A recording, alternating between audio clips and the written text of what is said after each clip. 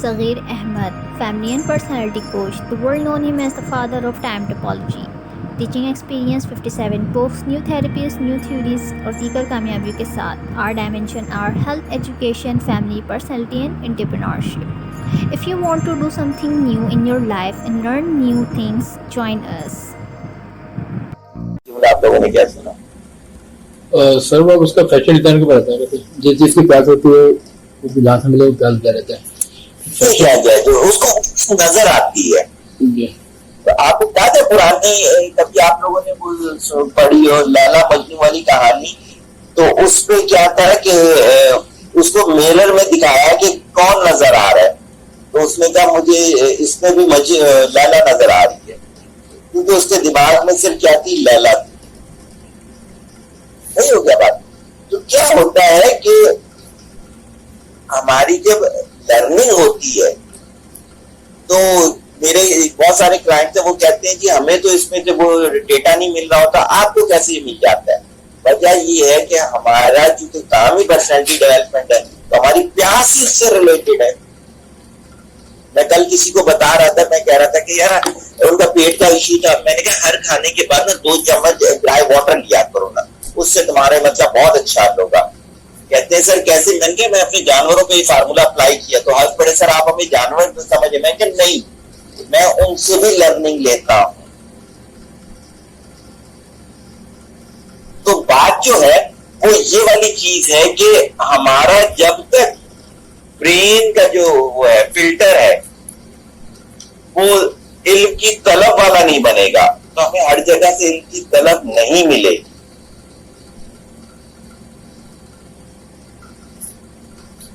इसकी कुछ स्टेजेस मैंने बनाई, तो वो स्टेजेस समझाना चाहता हूं आपको। एक दफा किसी जगह मैंने पढ़ा था,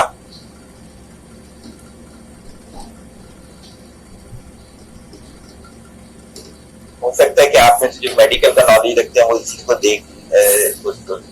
बता दें, अगर मेरा प्रोनाउंसिएशन गलत हो तो वो भी जरूर बताइएगा। एनाटोलॉजी को स्टडी किया आप लोगों ने कभी? दोबारा बोले क्या? एनाटोलॉजी नहीं किया। इसको कहते हैं study of death and dying. सही हो गया। फॉर एग्जाम्पल आपको पता होगा, आप सीनियर डॉक्टर हो, अगर किसी को बहुत ही खतरनाक बीमारी हो जाए जिसका इलाज इतनी आसानी से मुमकिन ना हो, तो वो बड़ी मुश्किल से वो बीमारी एक्सेप्ट करता है।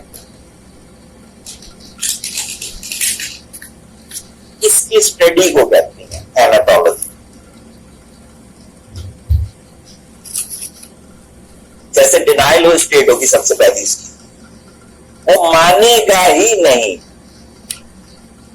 कि मेरे को ये वाली चीज हो सकती है, नेक्स्ट इम्पॉसिबल, हो ही नहीं सकता मेरे को। जैसे भी आपने कहा कि वो बोले कि जी मुझे इल्म की जरूरत ही नहीं। फिर उसकी अगली आएगी एंगर स्टेट। मैं क्यों? दूसरे तो नहीं पढ़ते, मैं क्यों पढ़ूं? दूसरे तो ये नहीं करते, मैं क्यों करूं? ये होगी एंगर स्टेट। व्हाई मी? तीसरी स्टेट कहते हैं बार्गेनिंग स्टेट। अच्छा है ये बीमारी, तो अल्लाह क्या करना होगा मुझे? मैं ऐसा करता हूं, अल्लाह आज के बाद ना मैं झूठ नहीं बोलूंगा, तू ठीक कर दे। आज के बाद ना मैं धोखा नहीं कर रहा हूं, तू ठीक कर। ये बार्गेन हो रही है अल्लाह ताला से। 3 स्टेजेस हो गई। चौथी डिप्रेशन स्टेट, डिप्रेशन में जाना शुरू हो जाएगा। इन चारों स्टेट में उसका सोल्यूशन तो कहीं आया ही नहीं। अब जो मैंने ये एनाटोलॉजी समझाने की आपको कोशिश की है ना, उसकी वजह बताता हूं। आप ये सारे फेजेस पे जितना सर मारते रहे फायदा ही नहीं है। अगली स्टेज है 5वीं, वहीं से काम शुरू होगा एक्सेप्टेंस। आपने कहा ओके हो गया, कैंसर हो गया, कोई भी ऐसी बीमारी हो गई, आप बताएं इसका सोल्यूशन क्या है, मुझे क्या है डाइट प्लान, मुझे क्या करना होगा, मुझे क्या लाइफ स्टाइल में क्या चेंज करना होगा, मुझे जो है रूहानियत के पॉइंट ऑफ व्यू के साथ मुझे क्या करना होगा। सही है, हो गया। लोगों में, दुनिया में लोगों को कैंसर भी तो होते ही है, हो गया। अब बताएं क्या होता है जब इनकी तरफ जा रहे होते हैं, तो इस तरह से स्टेजेस बनेंगे। पहले वो आपके भी बनेंगे, वो आपके बच्चों के भी बनेंगे, जिस किसी का आपने करना वो ये स्टेजेस होंगे। अगर उसने पहले 4 हो सकते पहले भी वो बैकफुट हो जाए, नहीं यार हो ही नहीं सकता, हो ही नहीं सकता ना भाई, खत्म हो गई बात। दूसरे स्टेज पे भाई मैं क्यों, दूसरे नहीं तो मैं क्यों हूं, बस दूसरे भी पीछे हो गया। जब तक वो ये 4 स्टेज पूरे नहीं करेंगे और उसके बाद एक्सेप्टेंस तक नहीं जाएगा, लर्निंग नहीं शुरू हो सकती। इसमें किसी ने कोई क्वेश्चन करना?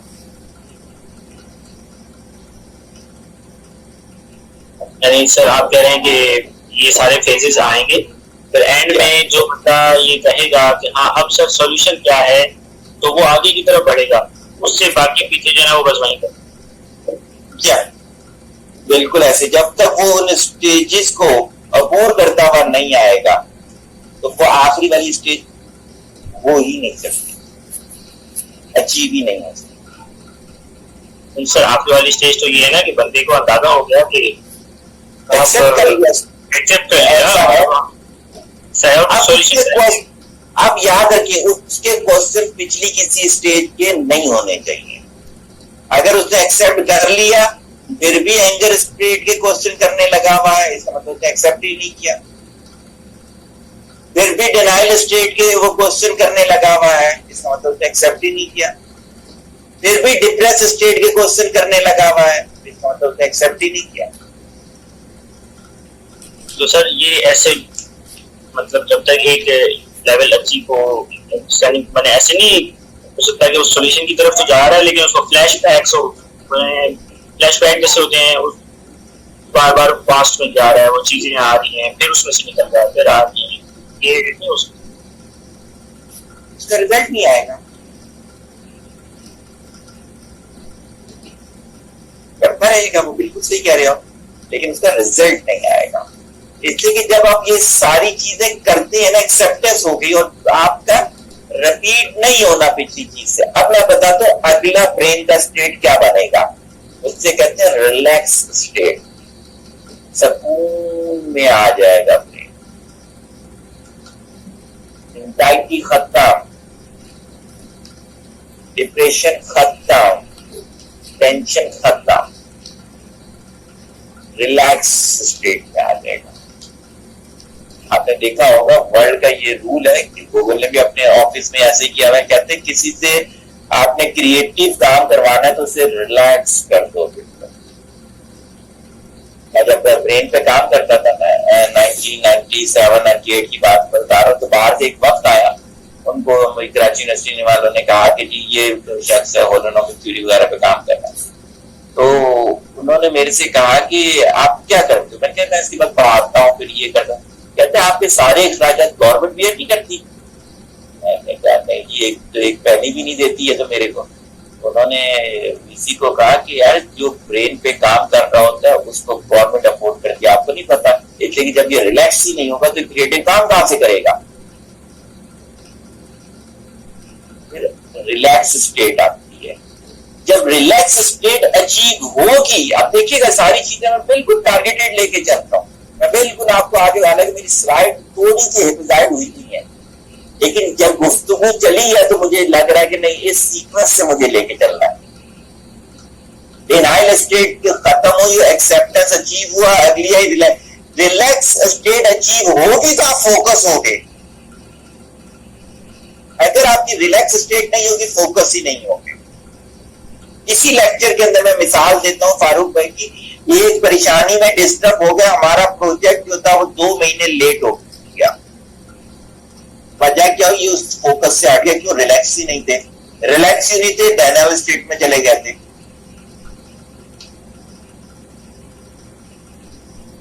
तो रिलैक्स स्टेट अचीव करोगे तो फोकस होगे,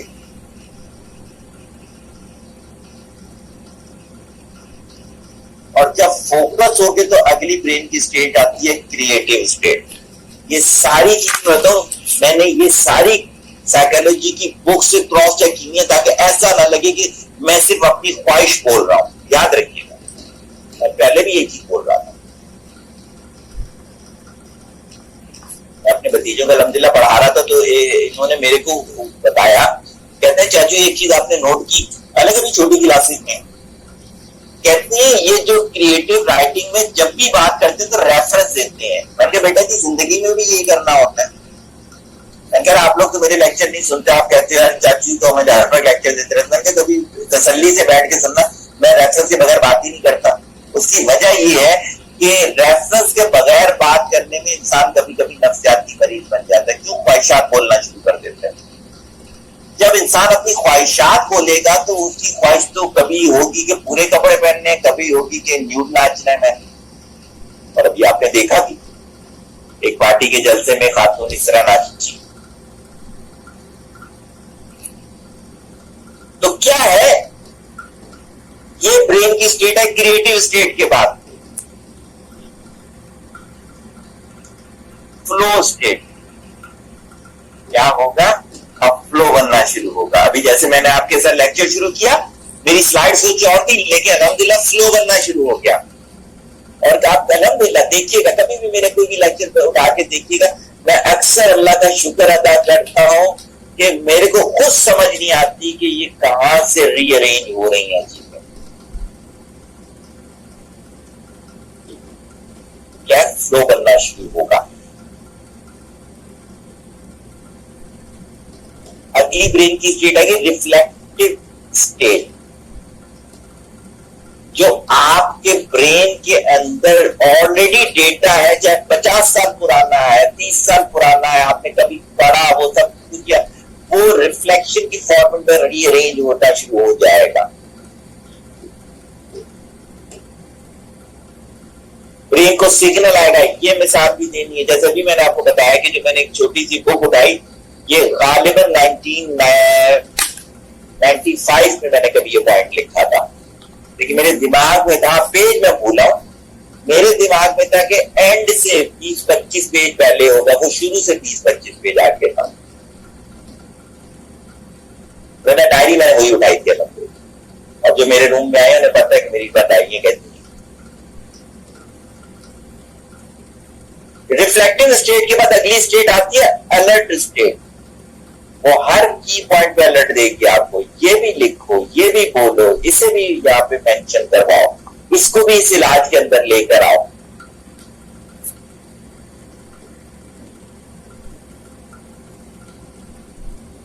कल एक शख्स ने मेरे को अपनी आंख की एक तस्वीर भेजी, तो कहते हैं, मैंने कहा कहते आई के डॉक्टर में, कहते हैं हाँ, उसने कहा एलर्जी है। मैंने कहा मुझे लग रहा है कि आपके डॉक्टर का तजर्बा कम था, तो चूंकि कराची के ही थे वो, मैंने कहा कराची में एक नाम है, उनका तजर्बा बहुत अच्छा, वहां चले जाइएगा। कहते क्यों, आपको क्या लग रहा है? मैंने कहा यार ये आर्थराइटिस की वजह से आंखों में बीमारी आती है, मुझे तो वो लग रहा है। तो आर्थराइटिस का आंख से क्या था? तो मैंने कहा है यार, ये अलर्ट होता है। बल्कि आप सभी लोग मेरे रास्ते के, आप अक्सर सोचते हो कि बताओ कोई सब ट्रीटमेंट तुम बता रहे होते हैं, वो अलर्ट होती है ब्रेन के अंदर। अक्सर लोगों को कहते हैं 9 to 5 जॉब करने से क्रिएटिविटी नहीं आती। 9 to 5 जॉब करने से महीने के आखिर में तनख्वाह आती है और कुछ नहीं आता। अगली स्टेट होती है प्रोडक्टिव स्टेट। फिर आप जमाने को, फिर आप लोगों को फिर सोल्यूशन देना शुरू करते हो उस इल्म से मुतालिक जिसमें आपने ये सारी स्टेट अचीव की हुई होती है। आप कहते हैं हाँ ये सोल्यूशन है इसका, ये सोल्यूशन है इसका, ये सोल्यूशन है इसका। इन स्टेट से मुताल्लिक कोई चीज अगर आपने पूछनी हो। सर लास्ट वाली सॉल्यूशन जरा रिपीट कर दें, मेरे पास जिस तरह प्रोडक्टिव स्टेट की बात कर रहे हैं। प्रोडक्टिव स्टेट बेसिकली ये है कि फिर आप लोगों को उनकी चीजों के सोल्यूशन देना शुरू कर देंगे। जिस आपने अगर मेडिकल से रिलेटेड ये सारी चीजें अचीव की हैं तो आप मेडिकल के सोल्यूशन दे रहे होंगे। अगर आपने इंजीनियरिंग से रिलेटेड चीजें अचीव की हैं तो आप इंजीनियरिंग से रिलेटेड, अगर आपने जो है फूड एंड न्यूट्रिशन से रिलेटेड ये चीजें अचीव की हैं तो हो जाएगा। अगर आपने फैशन से रिलेटेड चीजें अचीव की हैं तो हो जाएगा। अगर आपने पॉलिटिक्स से रिलेटेड ये चीजें अचीव की हैं तो उसके सोल्यूशन दे रहे हैं। प्रोडक्टिव स्टेट के अंदर फिर सोल्यूशन ही सोल्यूशन हो। आइंस्टाइन का कभी आखिरी दौर देखिएगा, आम आदमियों को उनके लेक्चर अटेंड करने से मना कर दिया गया था। कहते हैं सिर्फ इनकी बातें प्रोफेसर को समझ आएंगे क्योंकि वो जमाने के सोल्यूशन देना शुरू हो गया था। हिल्बर्ट के आखिरी लेक्चर को भी सुनिएगा। एनिमल कांट का कभी हो तो पढ़िएगा। रूमी की हकायात कभी पढ़ के देखिएगा। उन्होंने ये सब चीजें अचीव की और फिर जिस चीज में अचीव की उस चीज में उन्होंने बोलना शुरू कर दिया। किसी और ने कोई क्वेश्चन करना हो?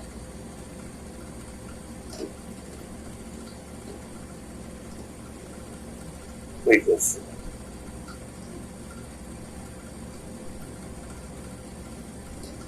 अच्छा ही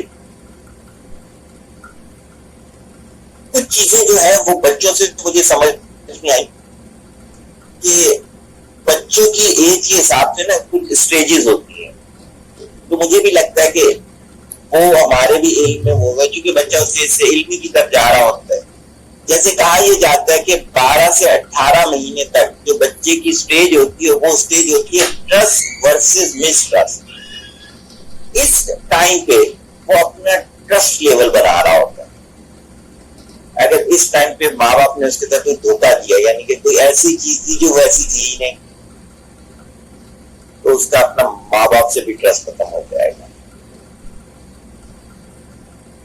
कोई चीज पकड़ी उसने अच्छी लग रही थी लेकिन गर्म थी, हाथ जल गया, उसका उस चीज से ट्रस्ट खत्म हो जाएगा। तो इस बात से मुझे ये वाली चीज भी समझ में आई कि क्या होगा कि सबसे पहले ट्रस्ट से पहले हमें उस चीज से मुतालिक अपना ट्रस्ट लेवल अचीव करना होगा।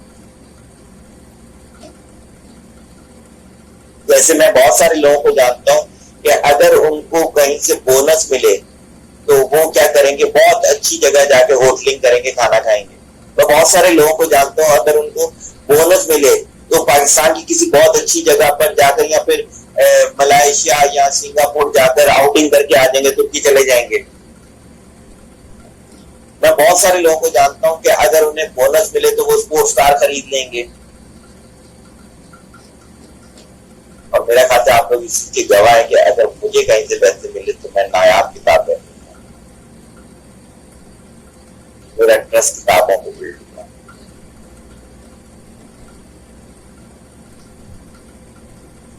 तो क्या है कि अगर जिस चीज का इल्म हासिल करना है तो उससे मुताबिक पहले आपको अपना ट्रस्ट लेवल बिल्ड करना होगा।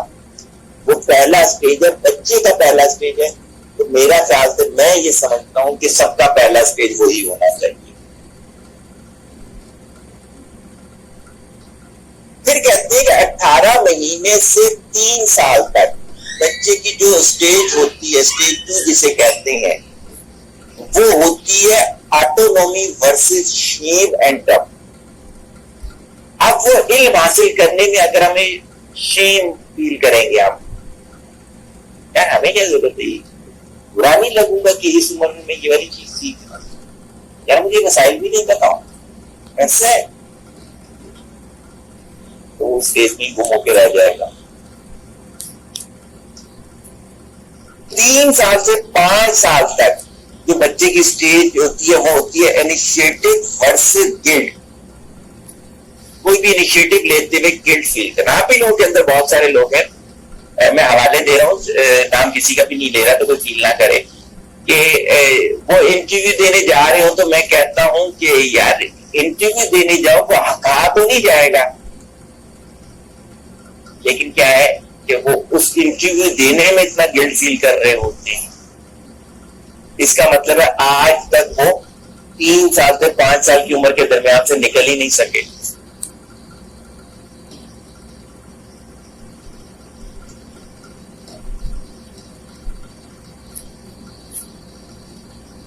फिर 6 साल से 11 साल में होता है इंडस्ट्री वर्सेस इंफीरियरिटी कॉम्प्लेक्सेस जो हमने अपने बनाए हुए हैं।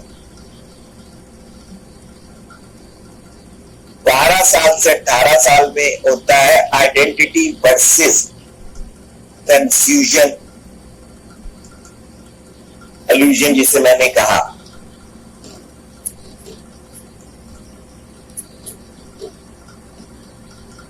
फाइनल से बता देता हूं सिर्फ आपको, ईगो इंटेग्रिटी वर्सेस डिस्पेयर्स। हमारे लिए भी इल्म के दरमियान ऐसी ही चीजें हैं जो हमें इल्म से दूर करके कंफर्ट जोन के अंदर फंसा के रखती है। यानी कि ना हमने, यानी कि हमारे बड़ों ने शायद इस स्टेजेस को कभी नहीं पढ़ा था, तो उन्होंने इस चीज को किया ही नहीं। और हमने भी यही अपनाया बड़ों की आदतों को, और हमने भी अपने नेक्स्ट जनरेशन पे ये नहीं किया, तो हमारे भी बच्चे जो है अल्लाह आसरे पर ही जिंदगी गुजार रहे हैं। कर लिया तो कर लिया, नहीं किया तो नहीं किया। जो क्वालिटी पेरेंट्स होते हैं ना, उनके बच्चे जो हैं वो अभी से दुनिया के लिए वो काम करने जो आप नेट पे डाले आ जाएगा, अनहोनी बातें नहीं। एक तरफ ये है कि बच्चा बस किसी तरह से दिन गुजार के सो जाए, एक तरफ ये है कि उन्होंने पूरी मेहनत की भी होती है इस तरीके से। भारत, ये जो मैंने अभी कुछ बोला है, इस पर किसी ने कुछ पूछना हो, मैं अगली स्लाइड की तरफ बनना चाहूंगा।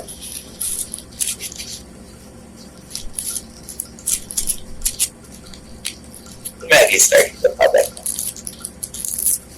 स्लाइड में दोबारा कह रहा हूँ, मेरी बड़ी रैंडम सी बनी हुई है, लेकिन ये है कि मैं उसको आप लोगों के साथ गुफ्तगू करते हुए आप लोगों के लिहाज से ले रहा हूँ। रैंडम तो नहीं थी, मैंने तो अपने लिहाज से पूरा सीक्वेंस जनरेट किया हुआ है, लेकिन आप लोगों के सवाल जवाब से और आप लोगों की बॉडी लैंग्वेज से जो मुझे समझ में आ रही है, मैं इस तरह से चल रहा हूँ। मैंने ये कहा कि चले ये वाली चीज भी समझ में आ गई, ओके इट्स ऑल राइट। अब हमें ये तो पता चले कि जो दिमाग है ये डेटा को एक्सेप्ट किस किस फॉर्मेट में करता है। एक तो वही है ना, न्यूमेरल की फॉर्मेट में है, वर्ड्स की फॉर्मेट में है, इन चीजों की फॉर्मेट में है। एक जो है वो बकिया जो फॉर्मेट है वो कौन कौन से हैं, तो वो समझिएगा लॉजिकल मैथमेटिकल फॉर्मेट है कि हमें चीजों को जो है वो लॉजिक्स के पॉइंट ऑफ व्यू के साथ समझना है। कोई भी चीज हो कि उसके पीछे लॉजिक्स क्या है, चाहे आपकी वो है कि एक खिड़की बन रही हो, चाहे वो पंखा लगा रहे हो, तो आपकी आवाज डिस्टर्ब करेगी मुझे यार, आप दोनों बाहर जाके बात करना।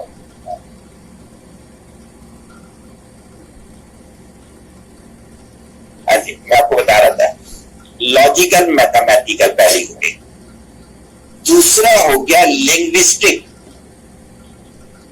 लैंग्वेज के पॉइंट ऑफ व्यू के साथ,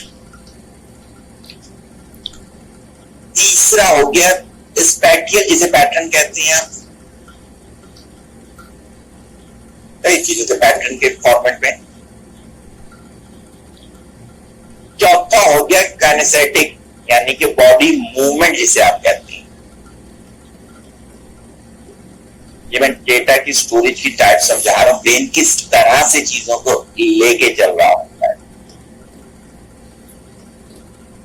फिर आ गया साउंड पैटर्न जिसे म्यूजिकल भी कह देते हो आप।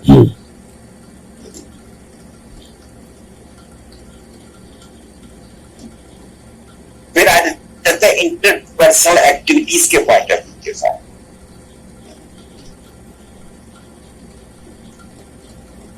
कि दूसरों के साथ आपने किस तरह से डील करना है, क्योंकि मैंने बताया भी था कि हम इसके अंदर करेंगे।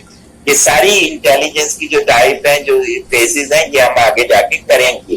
पर्सनैलिटी का ये सब रुख आने चाहिए हैं। प्रोफेशनल, अगर किसी ने कोई बहुत अच्छी जगह पर प्रोफेशनल काम करने हैं तो उसे ये पता होना चाहिए है क्या क्या रोल है इन चीजों। इंटरपर्सनल है तो इंट्रापर्सनल भी होगा, सेल्फ अवेयरनेस। अब अपने आपके साथ बातें कैसे करनी होगी, अपने आप को कैसी मिसालें देनी होगी, अपनी सेल्फ एनएलपी कैसे करनी।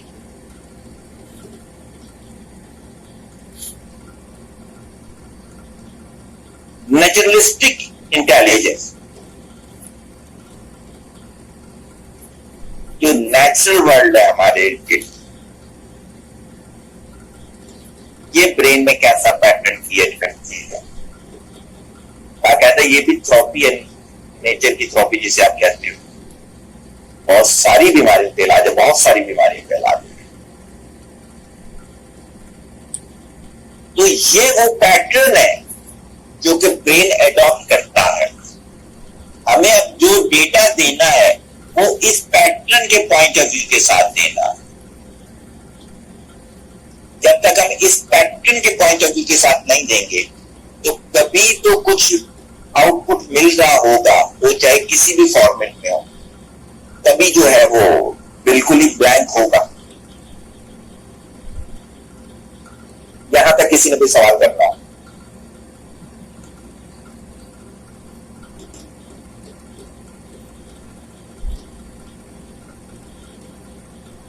कोई सवाल नहीं आया? आप लोगों को मेरी आवाज आ भी रही है या नहीं आ रही? ऐसा तो नहीं है कि आप लोगों को आवाज ही नहीं आ रही? सर आवाज आ रही है। सर आप कह रहे हैं कि ये सारे पैटर्न्स हैं जो कि मेमोरी के हैं, मेमोरी इन स्टाइल में क्या बिल्कुल ऐसी, जिसको आपकी मेडिकल की बुक के अंदर इंटेलिजेंस कहा जाता है। तो ये इंटेलिजेंस नहीं है, पैटर्न है। पुराने दौर में अगर आपको याद हो तो मैथमेटिक्स और लैंग्वेज के फार्मूले भी ऐसे याद किए जाते थे। पिजन कबूतर, उड़न फ्लाई, लुक देखो आसमान से गाई। ये इंग्लिश टू उर्दू का तरीका था याद करने का। इसी तरह से पीरियोडिक टेबल जो है वो उसकी कोई पोएम बना ली जाती थी। A+B के होल स्क्वायर को किसी रिदम में याद किया जाता था। तो ये बेसिकली इंटेलिजेंस की जो है पैटर्न है, तो मैं इसे ब्रेन पैटर्न कहता हूं। तो हमें भी किसी ना किसी पैटर्न पे चलना पड़ेगा। लर्निंग के लिए पैटर्न होना जरूरी होते हैं।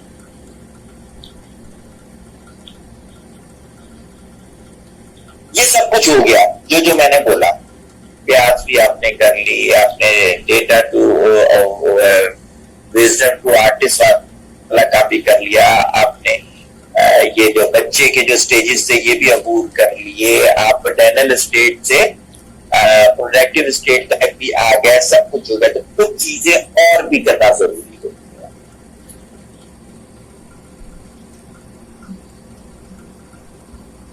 आपको अपने बिहेवियर पे काम करना पड़ेगा।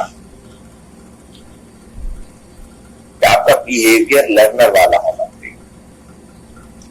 बहुत सारे मेरे इर्द गिर्द के लोग कहते सर आप जो बात करते हैं ना, हम भी ऐसी लोगों के सामने बात करते, लेकिन लोग हमारी बात पर बात ही नहीं करते।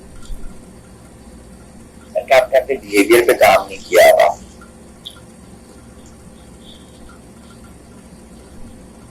आप बोल रहे हो दीन की बात, आपकी बॉडी रिफ्लेक्ट न कर रही है। आप बोल रहे हो अपने आप को रिसर्चर, आपकी पूरी गुफ्तगू के अंदर रेफरेंसेस ही ना हो भी रेफरेंसेस तो गलत रेफरेंसेस हो।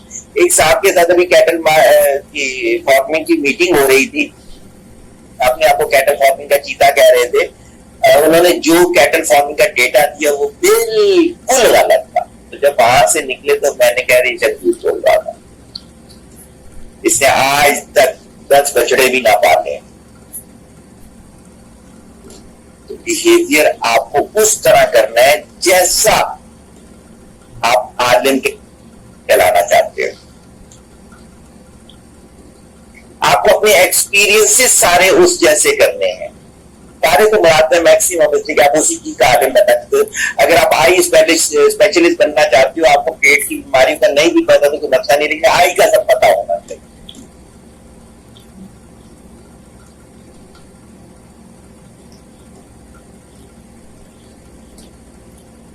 रिलेटिवली परमानेंट चेंज, आपने जो जो चेंजेस अपनी लाइफ में लाने हैं वो उनको परमानेंट होना चाहिए।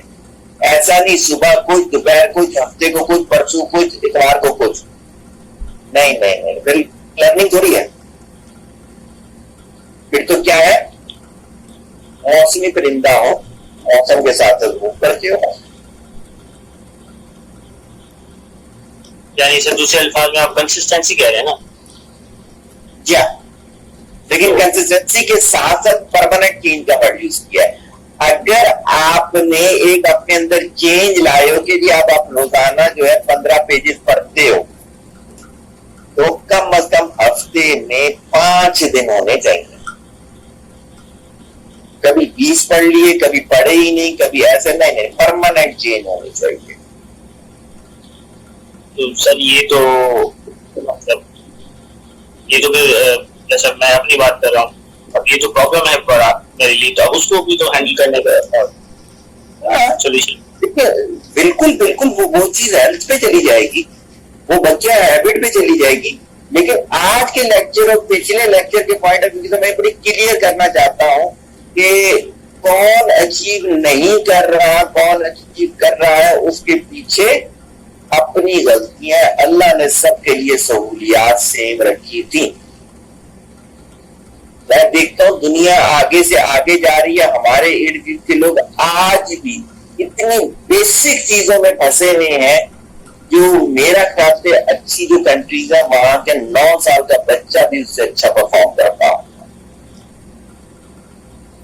उसकी मेन वजह ये है कि वहां ये कोर्सेज प्रोफेशनली बाकायदा स्कूलों में है और उनकी अपनी हैबिट है छुट्टियों में ऐसा करने की। हमारे इधर ये तो जरूर है कि हर दूसरे को हम जरूर पॉइंट करते हैं, पेरेंट बच्चों को कहते हैं ये कोर्स कर दो, बच्चे किसी और को कहते हैं। हम खुद अपनी आपको तब्दील नहीं करना चाहते।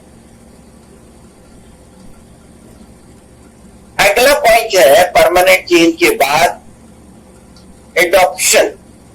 बेसिकली एडॉप्ट करने की आदत अच्छी होनी चाहिए। चेंज जो हो उसे एडॉप्ट कर लेता है।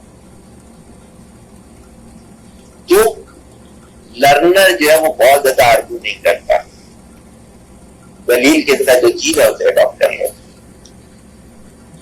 उसको अप्लाई करते हैं।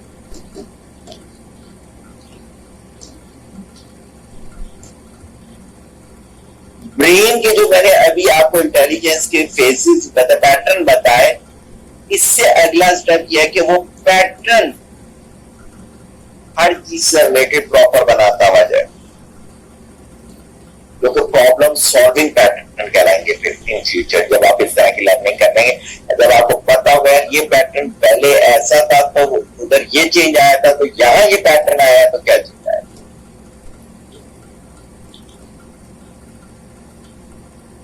एक्टिव प्रोसेस यानी कि आपका ब्रेन जो है वो इस चीज से रिलेटेड एक्टिव मोड में रहना चाहिए।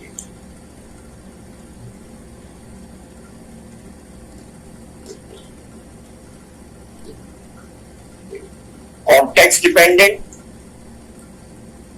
जहां आपको उससे रिलेटेड कॉन्टेक्स्ट मिले, आपके दिमाग में जो लर्न किया है उसका सोल्यूशन आ जाना चाहिए।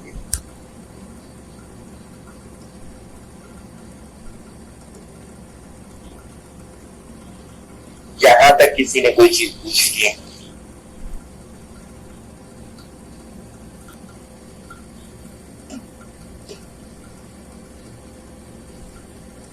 कोई सवाल नहीं है।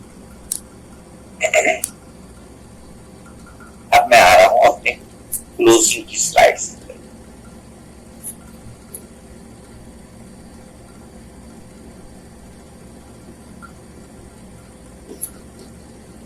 देखिए, मैंने आपको शुरू में कहा कि मैं अपने माजी को देखते हुए स्लाइड्स बना रहा होता हूं। तो मैंने ये चीज देखी कि जब लर्निंग ही नहीं है तो आगे जितनी भी अच्छी चीज बता दी जाए उसका कोई फायदा ही नहीं होगा। तो हमें बेसिकली सबसे ज्यादा क्या चाहिए है, हमें चाहिए है कि हम अपने आप को एक लर्नर बनाएं।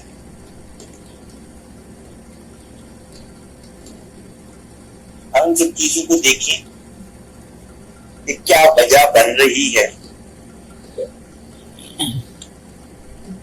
एक दफा मेरे भाई जब पीएचडी कर रहे थे तो उनके जो टीचर थे बहुत अच्छे, वो थे सुब्बतुल्लाह साहब, नाम था उनका, डॉक्टर सुब्बतुल्लाह।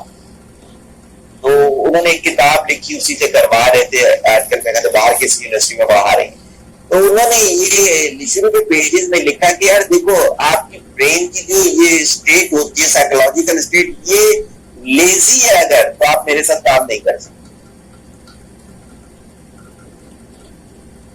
वो हर वक्त फ्रेश, हैप्पी एंड एक्टिव होनी चाहिए। और काम करने की स्टेट की ऐसे कभी हमने पीछे देखा। जब तक आप रिलैक्स मोड में नहीं होंगे, आप अपने काम को एंजॉय नहीं कर रहे होंगे, आप अच्छा परफॉर्म ही नहीं कर सकते, आप अच्छा लर्नर ही नहीं बन सकते।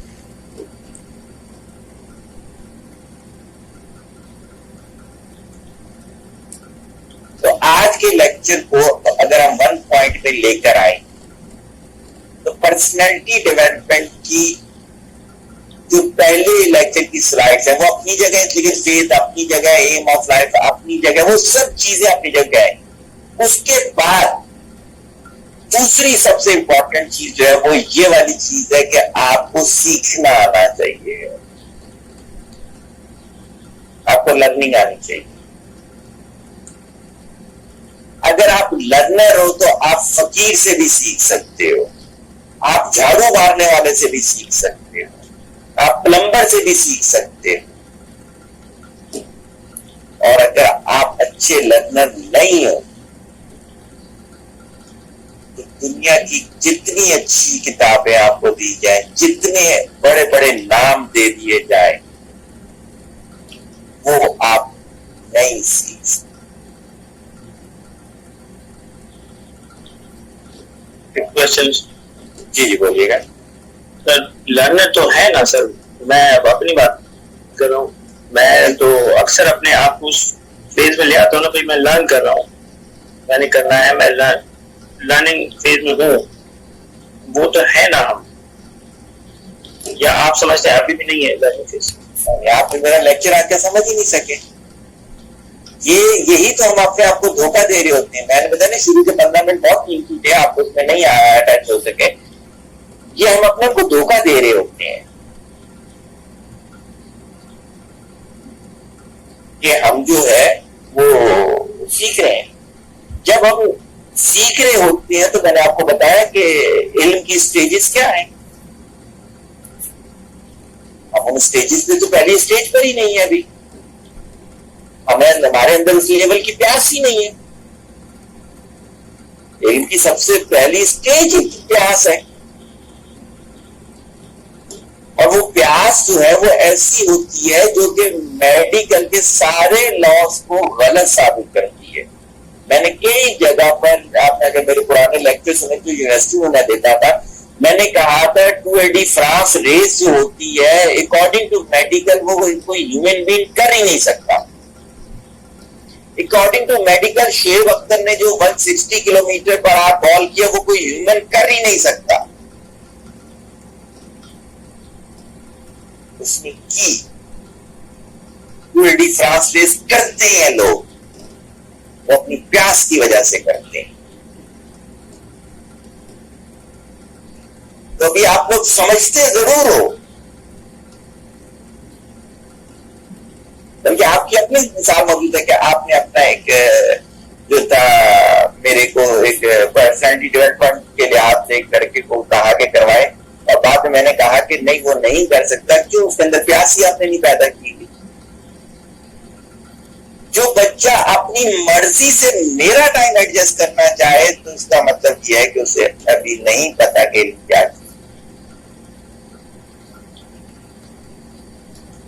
हमने जिनसे इल्म लिया वो साहब मुझे बताते थे, कहते थे हमारे